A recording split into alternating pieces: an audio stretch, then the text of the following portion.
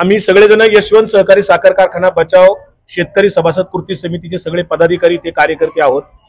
आज आम्ही लोणी काळभोर पोलीस स्टेशनला पुणे शहर पोलीस आयुक्तालयाच्या हद्दीत इथे आलेलो आहोत। याचं कारण असं, आज आम्ही जसं काल कोरेगाव पार्क मध्ये 40 एकर जमिनीचा भूखंड घोटाळा झाला, तशाच पद्धतीनं काही दिवसापूर्वी इथे हवेली तालुक्यात थेऊरच्या यशवंत सहकारी साखर कारखान्याच्या जमिनीचा घोटाळा झाला, तो 100 एकराचा आहे आणि याच्यामध्ये फोर्जरी केस आहे। याचं कारण असं, 26/2/2025 रोजी, तारीख लक्षात ठेवा, 26/2/2025 रोजी थेऊरच्या जवळ एका मंगल कार्यालयामध्ये वार्षिक सर्वसाधारण सभा जमीन विक्रीसाठी घेण्याचे संचालक मंडळ जे आहे विद्यमान, त्यांनी ठरवलं होतं, परंतु तिथे सभाच झाली नाही, सभा उधळली गेली आणि कोणालाही बोलू दिलं गेलं नाही, कुठल्याही विषयावर चर्चा झाली नव्हती। मात्र यांनी पुढच्या काही दिवसामध्ये खोटं प्रोसिडिंग लिहिलं, ज्याच्यामध्ये खोटी सूचक अनुमोदकाची नावं टाकली, मयत मृत सभासदांची नावं टाकून त्यांच्या सह्या केल्या गेल्या, बिगर सभासद तिथे आणले तो त्या सभासद त्यांच्या सह्या केल्या गेल्या, त्याचबरोबर काही सभासद हजर नव्हते परंतु त्यांच्या इंग्लिशमध्ये सह्या केल्या गेल्या, काही सभासदांची फक्त नावं आहेत परंतु ते हजर नाहीत। अशा अनेक वेगवेगळ्या प्रकारे बनावटगिरी केली, तोतयागिरी केली, खोट्या सह्या केल्या, मृत सभासदांच्या सह्या केल्या आणि हा खोटा प्रोसिडिंग, खोटा प्रस्ताव तयार करून शासनाची दिशाभूल केली।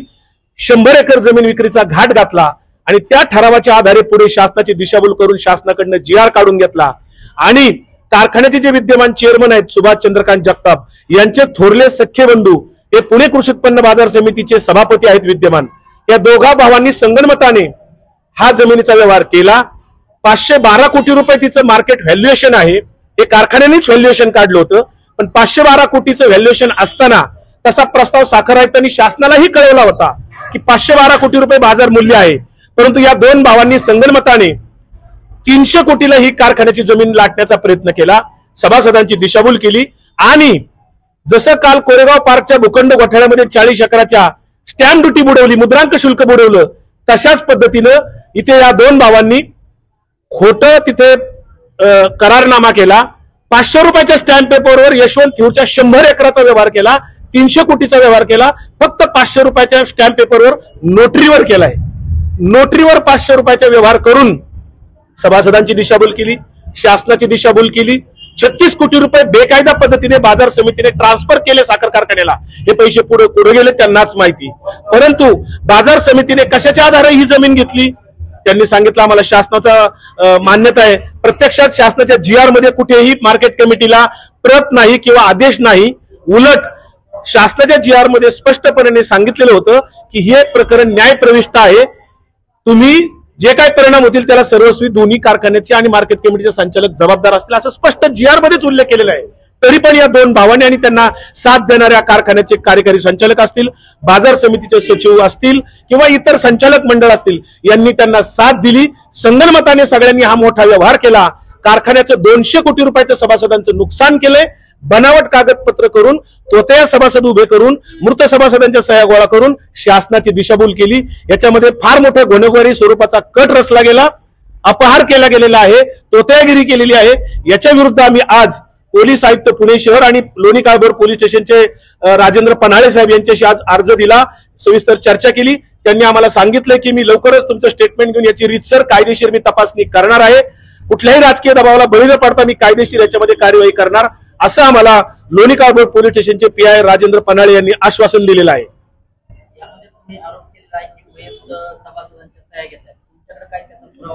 आमच्याकडे या सगळ्याचे पुरावे आहेत, मैताचे दाखले आम्ही काही काढलेले आहेत, काही अजून दाखले काढायचे काम चालू आहे।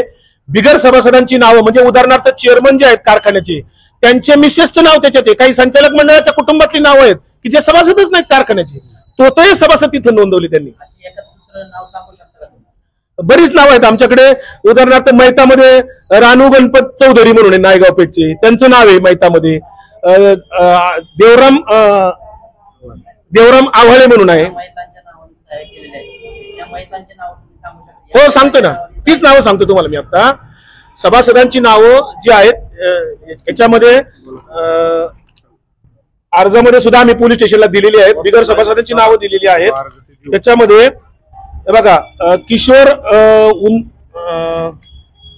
एक मिनिट,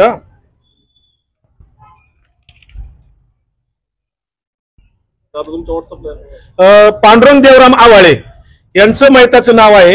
हे 10/5/2014 मयत झालेले आहेत. त्यांचा दाखला आम्ही दिलेला आहे.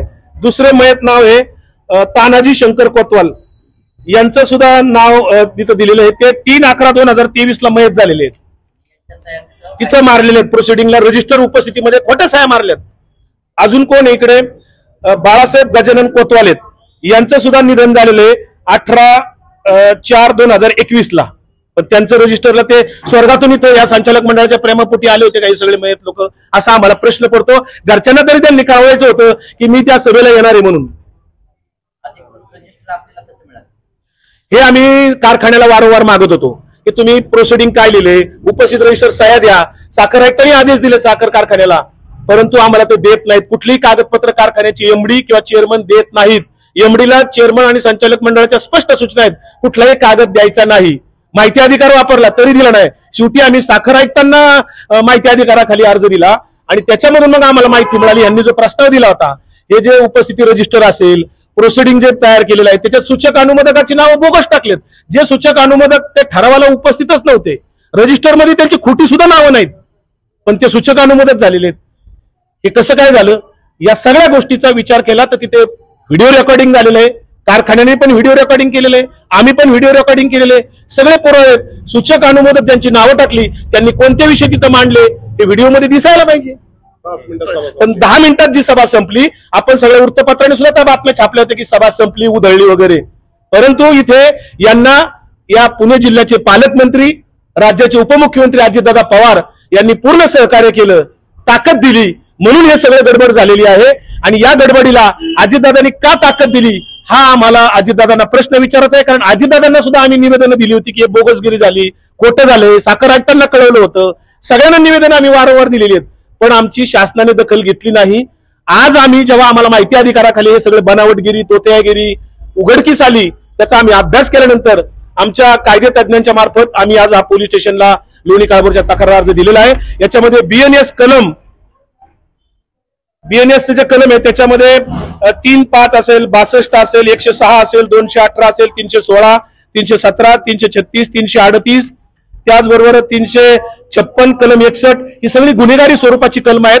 या बीएनएस अंतर्गत पोलीस स्टेशननी याचा तपास करून गुन्हे तात्काळ दाखल करावेत अशी आमची मागणी आहे.